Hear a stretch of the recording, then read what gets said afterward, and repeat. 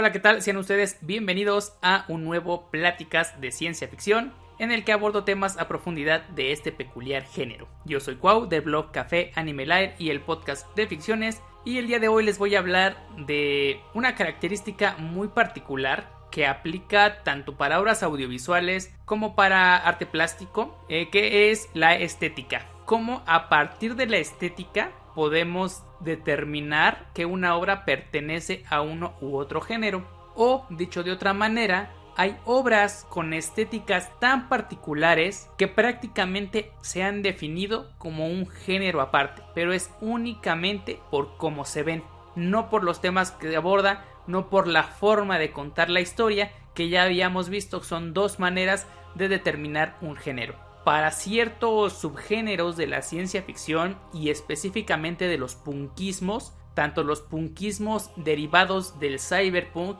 que podríamos llamar los punkismos futuristas, como los punkismos retrofuturistas, esto es derivados del steampunk, que son atompunk, dieselpunk, clockpunk.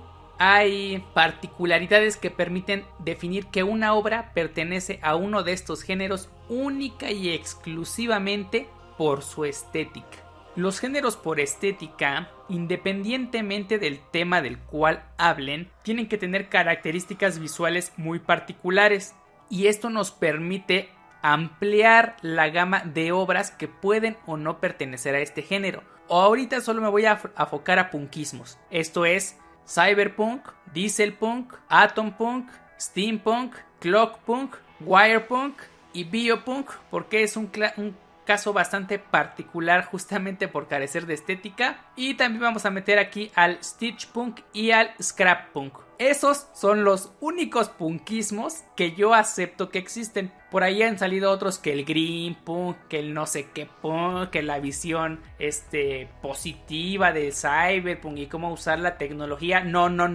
eso está mal. Y ya hablaré específicamente de los no punkismos o los punkismos mal aplicados. Ahora bien, estéticamente hablando, el cyberpunk incluso puede diferenciarse cronológicamente o por épocas a partir de cómo se ve. Y esto lo retomamos directamente del film noir. Esto es el cine negro, ¿no? Ese cine de detectives, de gangsters, muy de los años 30, 40. Bueno, desde ahí hasta entonces, porque el film noir se sigue haciendo en lo que ahora se conoce como neo-noir. Un ejemplo de película neo-noir es Sin City, ¿no? Así de simple.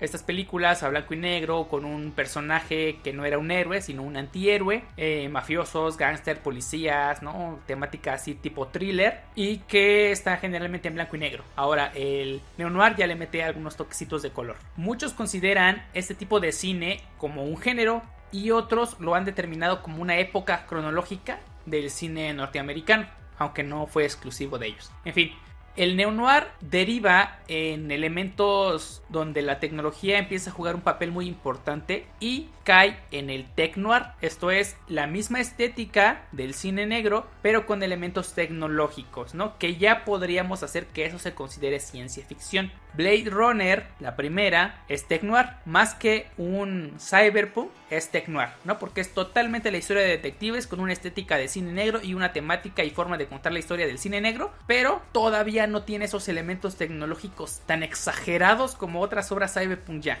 ¿sí? Entonces, para mí, Blade Runner es un tech-noir, ¿sí? Esta es la historia de detectives con ciencia ficción. Y estéticamente hablando, podemos determinar que muchas de las obras, al menos de hechura americana, de ese estilo pueden pertenecer a ese género. Después, la segunda etapa estética y cronológica, que casualmente van de la mano la estética y la cronología en el cyberpunk, pues ya es el cyberpunk clásico. El ejemplo más grande pues es Akira y todas las obras japonesas con ese excesivo uso de las tuberías retorcidas, los fierros, los cables, ¿no? Todos esos elementos que actualmente son internos en un edificio, aquí los vemos externos, ¿no? La famosa arquitectura neobrutalista. Entonces esos elementos muy viscerales, ¿no? De ciudades muy sucias, muy violentas, pues son del cyberpunk tradicional. Y posteriormente, ya cuando entramos a un ámbito más pulcro, más limpio, pasaríamos a lo que sería el wirepunk.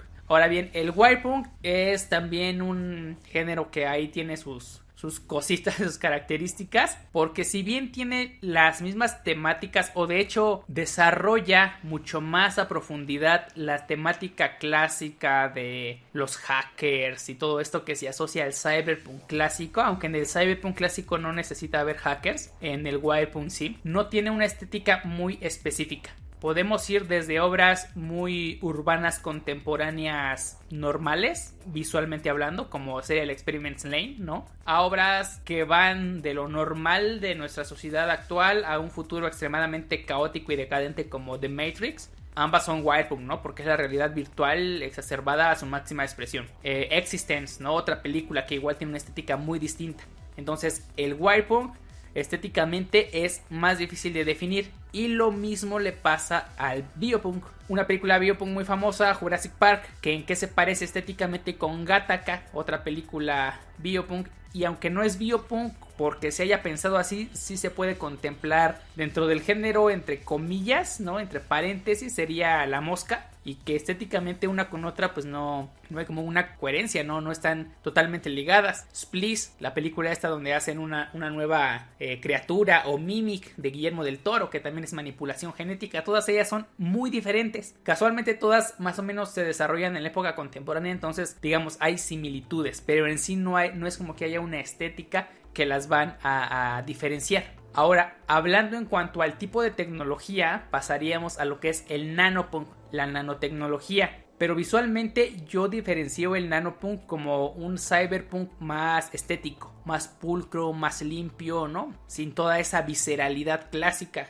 Tron es un ejemplo que yo pondría como nanopunk, a pesar de que también podría considerarse como wirebpunk por esta realidad virtual. Ergo Proxy yo también la catalogo como un nanopunk por su temática y visualmente es más limpia. Entonces digamos que el tech noir tiene la estética del cine negro. El cyberpunk tiene la estética, pongamos el ejemplo de Akira o Ghost in the Shell, de esa ciudad urbana, megalópolis, sumamente represiva, violenta, ¿no? Con los elementos, estas ciudades gigantescas, megalópolis, muy viscerales, muy violentas. El wirebpunk no tiene una estética definida, al igual que el biopunk. Y el nanopunk sería como una versión más estética, más estilizada, más minimalista del cyberpunk clásico. Así es como yo los defino. Y hay obras que pueden tener la estética de uno de estos subgéneros, pero cuya temática no tiene nada que ver y aún así se parece. Yendo a otras derivaciones menos populares, menos desarrolladas, como serían el scrappunk, que es el cyberpunk en un futuro postapocalíptico en el que el único recurso que queda es la basura, el desecho. Estéticamente también hay películas que pueden pertenecer solo por cómo se ven visualmente. Nace, no precisamente, pero una de las primeros exponentes del scrappunk podríamos considerar a esta película de 9, ¿no? La película animada, que asimisma se catalogó como Stitchpunk, que es el cyberpunk con este futuro decadente, pero cuya principal materia prima es la tela, ¿no? Porque estos monitos homúnculos eran de tela. Tanto el Stitchpunk como el Scrappunk pueden ser géneros por estética, es decir, si la película se parece independientemente de la temática o la forma de contar la historia, puede llegar a catalogarse dentro del género. Esto en cuestión de los punkismos, digamos, futuristas, porque no precisamente tienen que ser futuristas, sobre todo el biopunk y el wirepunk, que pueden ser más contemporáneos. Ahora, en cuanto a los punkismos retrofuturistas, estos son los principales géneros por estética. Si se ve, si se parece, es del género. Y sí, a estos sí los podemos catalogar únicamente por la estética que tienen, independientemente de que ya no conserven esta ideología anarcopunk del no future y de que la tecnología solo va a crear decadencia social.